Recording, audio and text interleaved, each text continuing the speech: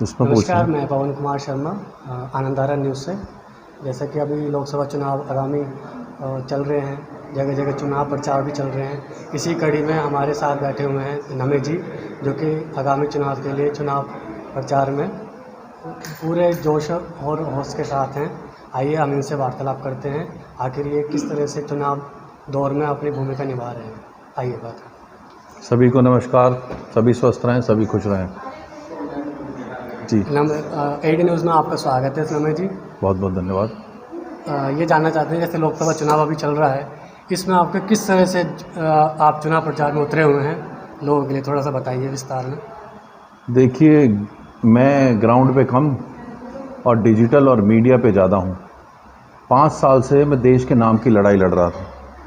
हमारे देश में विभिन्न प्रकार की संस्थाएं चल रही हैं, जिन संस्थाओं के नाम हैं BJP organisation, Congress committee, Samajwadi party. तो ये छोटे दल कहूँगा इन्हें। छोटे दल इसलिए कहूँगा क्योंकि 140 करोड़ लोगों के दल बड़ा है। 140 करोड़ लोग बड़े हैं, 97.5 करोड़ मतदाता बड़े हैं।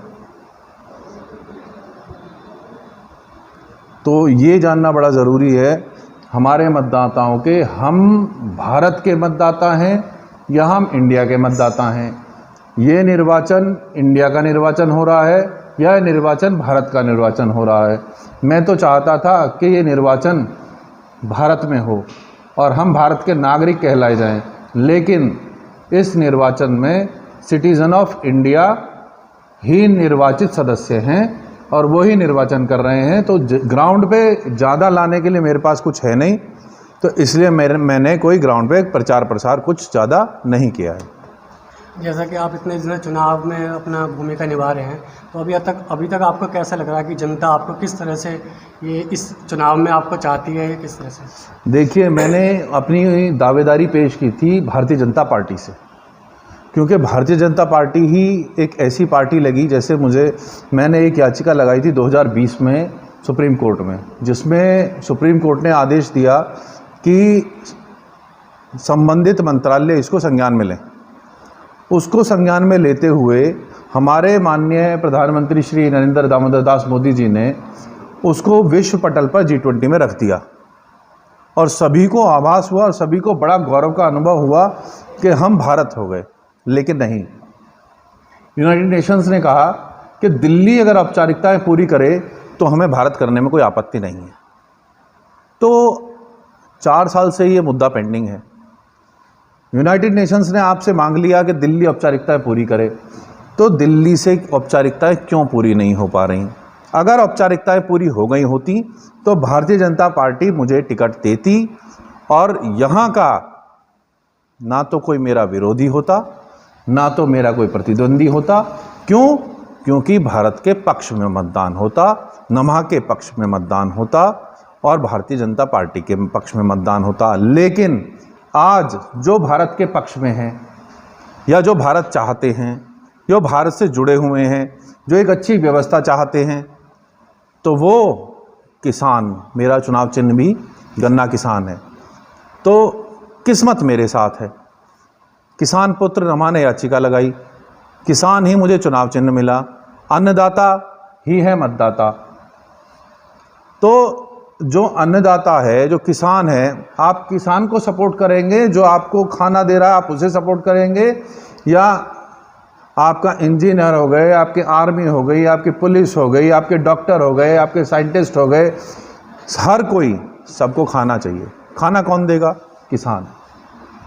तो मैं तो कहता हूं कि जो भारत विरोधी है वो मुझे मतदान ना करे, जो इंडिया के पक्ष में है, जो गुलाम रहना चाहते हैं, वो जिसको मर्जी वोट करें। तो मतलब इसके साथ साथ में अभी आपके कुछ और अहम मुद्दे जो जनता के लिए आप करना चाहते हैं, कोई ऐसा वायदा किया हुआ हो आपने? देखिए, सबसे पहले किसी भी चीज़ का एक नाम होता है। मैंने बताया कि छोटी छोटी या बड़ी संस्थाएं चल रही हैं, बीजेपी ऑर्गेनाइजेशन, कांग्रेस कमेटी, 2 मुख्य जो दल हैं, लेकिन ये 140 करोड़ लोगों से बड़े दल नहीं है। हमारे माननीय प्रधानमंत्री जी पिछले 2019 में 22.5 करोड़ मतों के साथ बहुमत प्राप्त करके देश के प्रधानमंत्री बने। क्या ये किसी को पता है? शायद कुछ ही गिने चुने लोगों को पता होगी। आज 97.5 करोड़ मतदाता है। 97.5 करोड़ मतदाता क्या नरेंद्र मोदी जी के पक्ष में हैं? तो या तो एक पक्ष हो, ये डिवीज़न ना हो। आज घरों में डिवीज़न है। अगर 3 है, सबको नरेंद्र मोदी जी बनना, हर कोई नरेंद्र मोदी जी बनना चाहता। 3 पार्टियों में डिवीज़न है, एक घर की 3 वोट हैं, वो तो 3 जगह ही डिवाइड हो रही हैं। तो डिवीज़न हमें ख़त्म करना पड़ेगा, हमें एकता लानी पड़ेगी। थोड़ा सा जनता को ये इस चीज़ का कंफ्यूजन भी होगा ना कि जैसे बीजेपी ने आपको टिकट नहीं दिया, फिर भी आप मोदी जी को लेके चल रहे हैं, मोदी जी की मुहिम को लेके चल रहे हैं। इस संदर्भ में आपका क्या विचार है? मैं मोदी जी को भाजपा से जोड़ नहीं रहा, वो भाजपा का नेतृत्व कर रहे हैं, लेकिन उससे अलग वो 140 करोड़ भारतीयों का या इंडियंस का भी नेतृत्व कर रहे हैं। तो मैं, जो हमारा शीर्ष नेतृत्व है, जिन्होंने दुनिया के सामने मेरी आवाज़ को रख दिया, तो मैं उनको कैसे नकार दूं? आप उन्हें बीजेपी से जोड़ रहे हैं, मैं उन्हें 140 करोड़ लोगों से जोड़ रहा हूं। फ़र्क सिर्फ इतना है। चलिए जी, बहुत बहुत धन्यवाद आपका। ठीक है, ये हमारे थे अपने नमे जी। हम भी आशा करते हैं इनके लिए कि भाई अच्छे तरह से जनता इनको सपोर्ट करे और देश के कल्याण के लिए। धन्यवाद। Thank you.